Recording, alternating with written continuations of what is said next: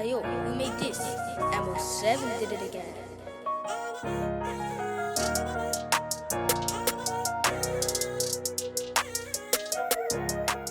Welcome to another episode of Big Ego Media. I've got another special guest called by the name of Cyril Nelson. How are you today, bro? All is well. Thank you for inviting me. No, thank you for being here, man. So, this one's a bit different. This one is an entrepreneurial one. We have a few entrepreneurs here before in the past, but we want to make it a little bit more education for the people out there. So, you grew up in Peckham. Yeah. I mean, how we always start is tell us where you grew up and where you're from. Yeah. So originally, heritage Ghanaian, both parents Ghanaian. Actually born and raised in Dulwich initially, then moved to Camberwell when I was about 5, 6. That's where I went to school. Went St. Thomas Apostles College, then Richmond, then uni up north. I mean, growing up in sort of Peckham, right? It's a renowned area. It's infamous, those areas as well. I mean, what do you remember about the dangers of being in that area? I was there from before Warwick Park days. So North Peckham Estate, and how Peckham kind of transformed continuously, especially after Damilola Taylor's death as well. Then the whole gentrification kind of kicked in. So I remember both sides. North Peckham Estate, where it was just a next thing. Then when around, you could say after the millennium, it just changed. So it was a constant change, people coming in, coming out. As you know, the road side in terms of road life was intense sometimes. So it was just all about, being on the right side, ducking in and out of that kind of environment. I mean, how did you kind of stay away from being so entrenched in it? Because there's people growing up that were very much involved in that lifestyle, and you were kind of in the periphery. Yeah. So how did you manage to say, okay, I can dabble, but I don't get myself too deep in? Yeah, if I'm going to keep 100, it was probably God's grace. So as you know, sometimes being in the wrong place at the wrong time, and then that's another situation. So I guess it was just, I always believe the more options you have in life, the better. So I would be hanging around with the white boys in Bermondsey. I'll be with the Mandem. Then summer, I'm in different countries because I was part of the Rotary International Youth Exchange. So I've always been someone who doesn't like the same environment. So I was always just in and out. And I think that was a help. So I kind of experienced different things, even though I still grew up in Camberwell, Southampton Way. I mean, growing up with in your household, was it both your mum and dad? Initially, my dad was more based in Ghana. My mum was here because she wanted me to have a education in England. So he was kind of in and out, call him a part-time father figure role. And it was just my mum, my uncles, family members who kind of raised me to, be who I am. How do you think that made any difference in regards to not having your father there? Do you think it made any difference to your growing up? If I'm honest, you can't really miss something you've never really experienced. And because I had a lot of male role models in terms of my uncles, they kind of kept an eye on me. And again, obviously when you're on the streets, they want you to not be there. So they constantly spoke with me, told me about, other opportunities. And they were role models themselves, the professions they had. So it was kind of easy to see the life that they had made for themselves and not even aspire, but just know that there was other options rather than just the roads. I mean, what did you want to be though growing up? What was the thing? Initially, just football. Football, again, growing up in South, you're around serious ballers. Even from school, you used to see people like Dixon Atuhu. Those times they were at Man City. You see the product of success by grinding, working hard. So those guys were the blueprint for you to follow. They will come back in the ends with their cars. You're 14, 15, wow, that has to be me if I put in the work. And even in my class, we had so many ballers who played for Fulham, West Ham, Millwall. Some had trials for even Barcelona. So already you just knew the levels. And if you wanted to be there, it was just training. Training 3 times a week, play matches on Saturdays and Sundays. that was the grind. So that kind of helped you not focus on the other side of the ends. But I mean, how did you not focus on it as well? Because at the same time, when you're seeing these people are doing well, they're being flashy, they've got their, what do you call it, playing football. On the other side, the drug dealers were flashy as well. So how did you separate which one was good and which one was bad for you? Again, sometimes you dabble in and out.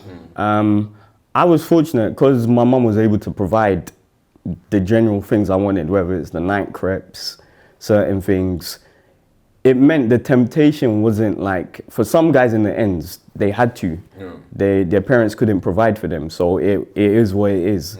But I was fortunate where at least the basics, I could get it from my parents or family members. But the attraction and the allure is always there because, again, when you're with those guys and you're walking, just say on front line, the attention they get, the respect they get is very attractive. And you do want a piece of that because that's something that you could almost say money can't buy when you're on the roads. So it was something that, as I said, you dabble in and out, and some people get stuck in it, some people kind of grow out of it, or some people just do other stuff.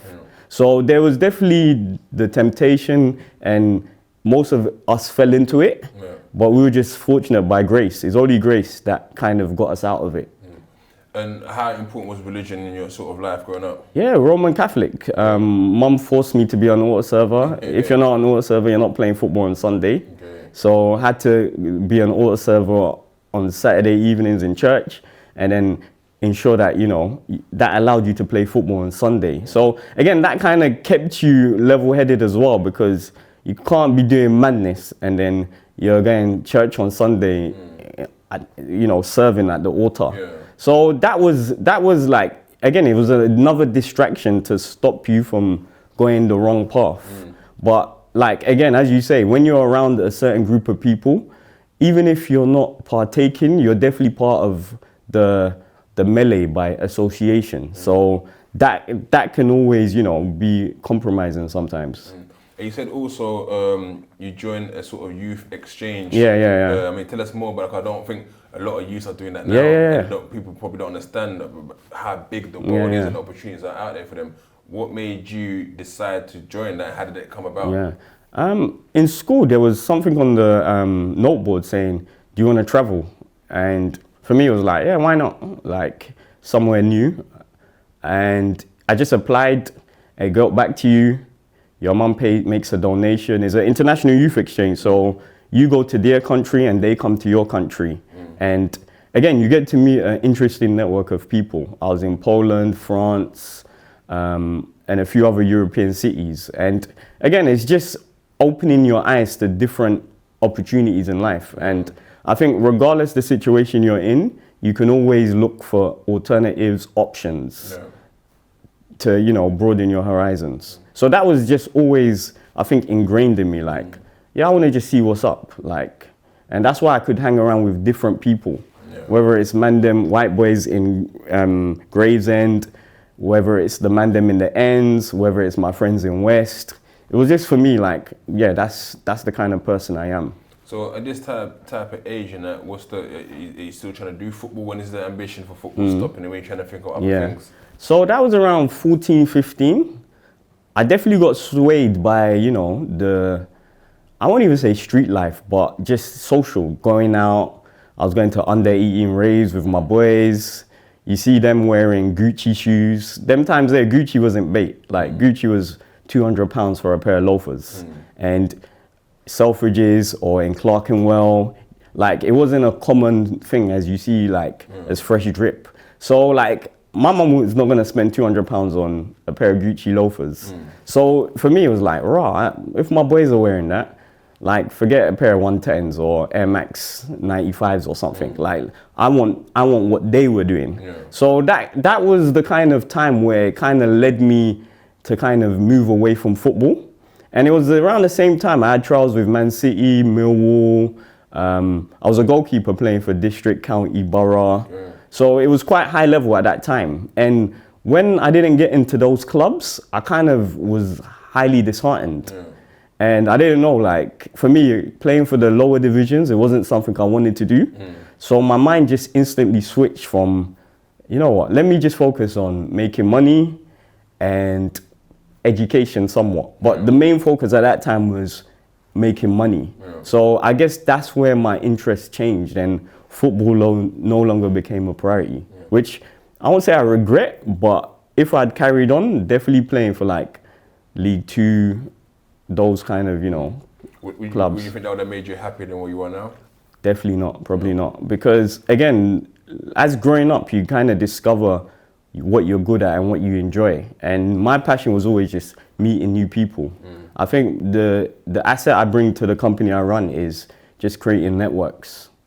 And that was always me. And maybe football, it was kind of just seeing the high life, seeing all the guys in the ends who got YTSs, contracts for big clubs, driving the Beamers. That was always the ambition. That was probably the end goal. But I realized, like, over time, you could do that. You can have all of those luxuries doing many other things, which are also legal as well. Yeah. So what led you to, because now you left the UK and you're living permanently in Ghana. For now. I mean, yeah, for now. Tell us that whole transition. Okay, so from college, getting into all of that stuff, I had an internship at William Morris Entertainment, which is a big booking agency that books big artists. And just I kind of dabbled in music as well. And then after I got into the industry from the other side, working in that industry kind of opened my eyes to various different industries. From then on, I worked with Sir Richard Branson on a project called Patience is a Virtue, where we were employed to work for him. And I kind of met his sons. I did meet his sons' team members, crew and company called Sundog Pictures. And they were making videos and getting paid a lot of money. And I was like, raw, so you get paid to just make videos? And they're like, yeah, basically. And my previous interest in meeting people, networking, kind of made me say, you know what, I want to do that. So I met a friend at the time called Jared Sago, who was a film director and later became the co-founder. I was like, yo, listen, I find the work, you execute, and we split the shares. And instantly, like, it became quite successful. That was around the Jamal Edwards era where he was just blowing up as well. He was getting work. So we were doing projects with him. We were doing projects with Nike. I mean, how did that even first come about? Because you just said, okay, cool, let's do this. How did you start contacting these people to get these contracts? The good thing is we were out all the time. Like, you're talking from 2015 to 2017. 2005, to 2012, where, again, I like meeting people. So I'd always been building a network of people, whether it was in music, football, fashion, the ends, it was just something that I naturally did. So when it came to building a media agency, finding other creatives, like-minded people, it wasn't too difficult because you've already developed a network that you have always had. But now you call upon these people like, yo, what are you doing? Like, could we support you? Don't mind working for you at a cut rate because we want to build portfolio. It just becomes a natural process. And that's why I feel in this day and age, like, this is kind of on the verge of social media as well. So it was probably Facebook, MySpace days where you're just building networks from music, from employment, and it was something that I always ensured that I continue doing even up to this day. Just building networks. So when you need to do something, you know someone. Yeah. So as we're going into the finances, but what was that that first contract with Nike? How that was, and did it change your life at the time, or what was it? So the honest, I had to work for a year to be able to afford equipment, and I think it helped me to appreciate everything, even equipment, looking after equipment. Accounting for equipment, because when you're working for something, you appreciate rather than when it's given to you or you lick it. I need that, because these guys will tell you, like, we got so much equipment in here, I can't keep, like, the other day he had some sound card and I was like, oh, what's that? He said, oh, remember, you bought it. I didn't even know that I bought some of these stuff, so it's like trying to keep account of everything we have and knowing that take care of equipment as well. Exactly, and equipment's very expensive as well. So I think working for a year to save up to buy equipment, it was profound for me because it was the first investment I'd made in myself financially. So To add to that, we were just buying stuff, doing a lot of work. We knew that we just had to get ourselves out there.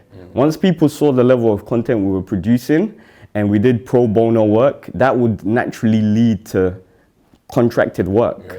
And some of the big clients like Nike, we started working for, we were working with Nike via PR agency. It wasn't, the pay was next to nothing, but that we knew the long-term goal was just produce content. Then in the long run, we could shop it to other companies.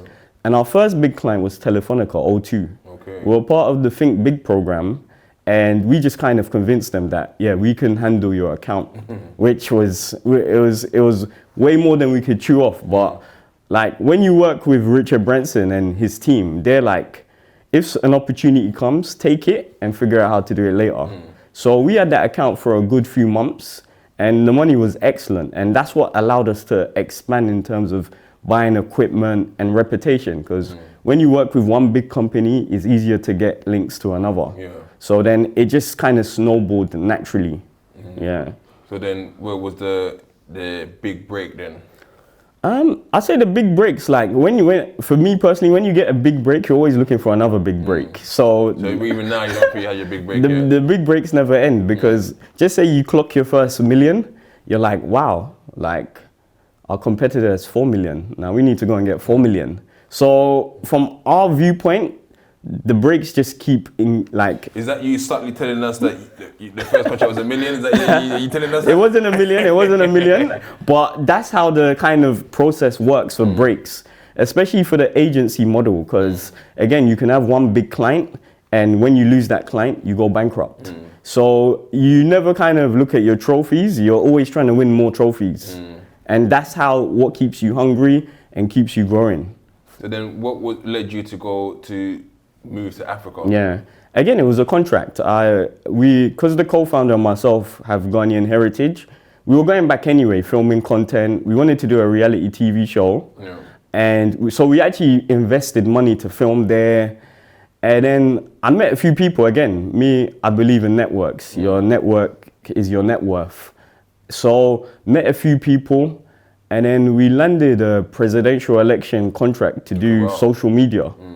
And again, you don't turn down those opportunities. Like, I left London within 3 days. Okay. I didn't even pack.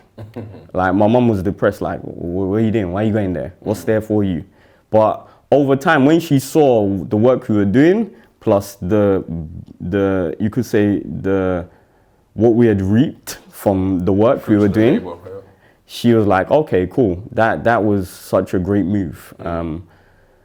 In hindsight, we were fortunate that he lost, because then it meant we had to even level up again. Okay. And I feel that's how life is. You always have to constantly be leveling up. But if he'd won, you'd have made you complacent? Definitely, because we would have been within the political scene in Ghana, and it's very interesting, and it's not for everyone. Probably not for me. So him not winning the 2016 elections was a good omen for our business trajectory, because then we had to go and find proper like clients who were looking for KPIs and different type of results. So from the back of that, you was able to then shop your services to everyone else. Yeah, definitely, Ghana. And able to establish yourself, employ people, invest in equipment. Because again, when you're in the production agency, you have to buy equipment every 2 years, 3 years. So it's all about buying equipment, investing in staff, investing in yourself, just building the brand. So I mean, you went back to Africa initially for that project. What then made you say, I'm gonna actually stay here instead of going back to the UK? I had a house. I had assets there. So it was like, after I was like, wow, do I come back to London? And I was coming back every year anyway. So I was like, sometimes I believe in taking risk. I take risk for everything. Like, I don't mind failure or losing. And that's the one thing I learned from looking at successful people, that they fail all the time. And for me, it was like, well, let me try this out. If it doesn't work, at least I have the experience. And fortunate enough, again, with the networks I have building that through my time in Ghana, I was just able to call on people and say like, listen, we're looking for retainer accounts, we're looking for business, and they link you up. And Ghana is very different to the Western world where, I don't even know how to say this, opportunities can be bought. So, so again, when there's a saying in Ghana, make I chop, you chop. So when you understand that philosophy, doing business probably in most of Africa is quite straightforward. As long as you get the money, you can buy the contract to give you more money, basically. I said it, not you. So it's as easy as that. So with that being said, is it where the focus is in Africa now? What are you trying to do in Africa now in terms of the whole business? Because our company is now established, not just in Ghana, West Africa, the focus definitely is to get investment from the West. Hence the reason why I often come back to London. I speak with investors, I speak with other business owners, and kind of show them what we're doing, what we want to do. And again, once they buy into you as a person, then your company, it just opens up doors. And COVID was brilliant for that because all these investors, rich people, they were looking for new places to spend money. And COVID allowed them to look at Ghana, especially because of the year of return, beyond the year of return. We worked on that campaign with the president's office. And again, when you do that, then you go and shop it to investors. Already, you're selling your own message, your own content and ideas to them. They take interest. And that opened up a new window of opportunity. And the benefits are probably going to be reaped 2022, 2023, 2024. Everything is always long term, especially if you want it to reap bigger dividends and bigger profits. You kind of have to always look at the long term game.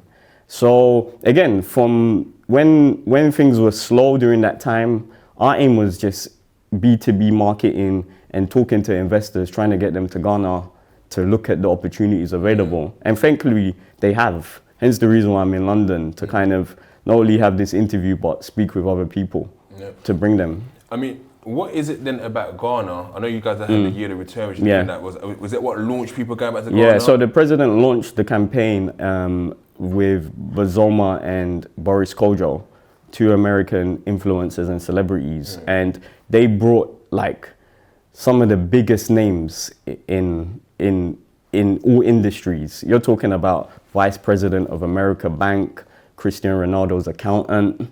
Like you were talking, like not just the celebrities, but the guys in finance. And they came to kind of celebrate what was good about Ghana, what is good about Ghana, and Ghana's future. So that marketing campaign was flawless. Like the organic reach was exceptional. And it's a shame COVID just came and kind of put a halt to it in 2019. But I think just the ripple effect and the African Americans who gravitated towards Ghana, it being a safe country, English speaking country, welcoming to foreigners as well, fairly welcoming to business opportunities and business investment. The ripple effect was crazy, and you see that every December in Ghana. So do you think then there's more countries need to learn from Ghana? Because it's as if every Christmas now, all the Ghanaians in the UK, all the ones from Holland, Germany, they go, yeah, we're going to Ghana. It's the lit place to be now. Do you think more countries need to learn from that, or that's very unique about Ghana in itself? No, definitely not. Foreign direct investment is for every country. Like the UK do it the best. When they send Prince Charles, Camilla around the world, they're shopping for contracts. Like it's no different to what the Ghanaian president is doing himself. And more countries need to do that because that's what brings investment to your countries. Because you can't always rely on your governments to aid the people. It's the private sector that pushes that forward. So yeah, I definitely champion that. And sometimes you also have to champion it yourself as an individual. And that was one of the main reasons I moved to Ghana, because my philosophy was make Africa look beautiful. That makes sense. So what are the plans for the future now? What would you say your company is? A digital marketing agency? So we're a content production agency. So we specialize in high-end content. We have a large team based in London, Accra, and Dubai. work on small projects. Our biggest project in Africa was Afro Nation. We were in charge of the content for that. Worked on the year of return. We even did the analytics for that. So for us, it's just like you have to keep growing. Like one thing I've learned, change is constant. So if you're not trying to level up every year, someone will come and circumvent your clients. Your business will go stale. And so it's just the hustle. The hustle never ends. Yeah. So what you got planned now for the rest of 2022 and 2023 coming? Just kind of revising the company's strategy. Again, Ghana is a very volatile market. So you can't, yeah, last year was a good year, so I'm good this year. Like you always have to be like, what's next? What we're going to do? Who we're going to merge with? So we have a few partnerships that we're working on with a big publication to bring them to the continent, which will be a game changer. And it's just about amplifying everything you're doing. Like, I did this last year, what can I do this year? And what value could I bring to our company and our clients? And what would you say to the young, because obviously your roots are back in London as well. And as you say, you grew up in Peckham. Yeah. You know some of the people that I know, many who have passed away. Yeah. And like I said, your ambition originally was to become a footballer, like everyone knows. You dabbled in music, but you went and done something completely different. What kind of message do you have for our young people growing up now in London to say, look, this is what I've done and this is how you can do it? I mean, what would you tell them? I'll just always say, like, my mantra is, the more options you have in life, the better. So you don't even have to be at a certain level in life to think like that. You can just always try and look for new options. If it means one day you say, you know what, I'm going to go to this networking event. One day I'm going to go to this apprentice. One day I'm going to go and do this. Always try new stuff, learn. For me, like, I feel the more I've learned, the more I've wanted to learn even more. Because it's like, it just opens your mind to just new things. And for me, just talking to people, I actually went on courses that helped me with networking. Because I was like, yeah, I need to learn how to talk with people from different backgrounds better. So again, constant learning and constantly looking for more options in life. And we wish you every success. Thank you very much. Thank you very much.